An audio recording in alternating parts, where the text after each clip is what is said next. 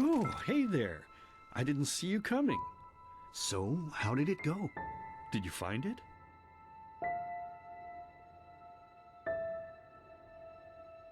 Where are we?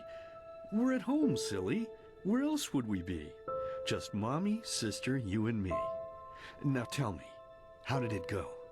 Did you find it? No? Pity. Maybe you're simply looking in the wrong places. Did you ever think of that? Oh well, who knows? Say, why don't you go inside and see if you can help Mommy with the cooking? The Creator was kind to us today and sent a big fat elk right in front of my bow. All right?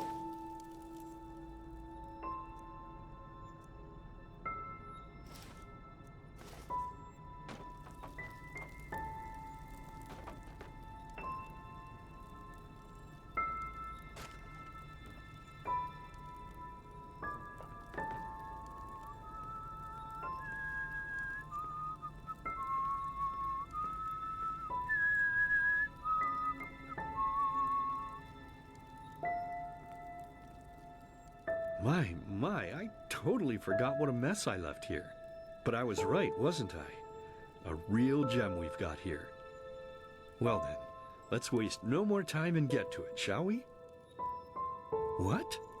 Now when you look at that, I totally forgot about them. They're dead, don't you remember? You murdered them back then, both of them. But hey, no use crying over spilled milk, right? At least this means there's more meat for the two of us. You still remember how to do this, right? First, off with the skin. Slice up the belly, then out with the entrails. I'll look for a nice sharp knife in the meantime to cut off the head. I don't think either of us wants to eat that, do we?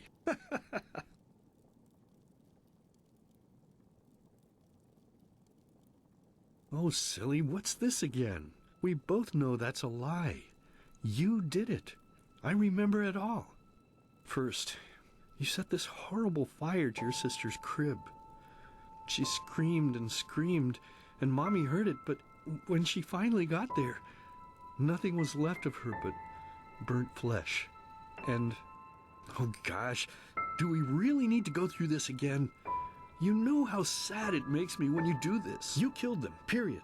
No matter how often you tell me you didn't, it changes nothing. You hear me? Nothing. Now please, let's start cooking. I'm so bloody damn hungry.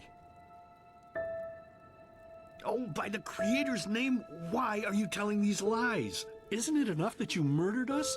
Do you really have to bother me over and over with your stupid, pathetic, and pointless whining? You know, sometimes I wish the Creator would have made me just a little less merciful. Just a little less pious.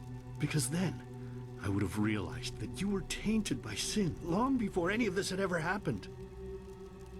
And instead of raising you, feeding you, and loving you like a father does, I would have put you in the horse trough right after you were born.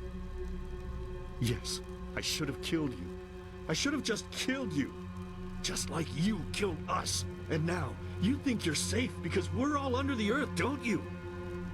Well, listen up, my child. You are wrong. And do you know why? Because the dead don't forget. Do you hear me? The dead don't forget. Now enough of this useless chatter. I'm bloody starving. Bring me the meat, you spoiled brat. Bring it to me. Bring me a nice crisp piece of meat. Bring me a nice crisp piece of meat. Bring me a nice crisp piece of meat. Bring me a nice crisp piece of meat. Bring me a nice crisp piece of meat.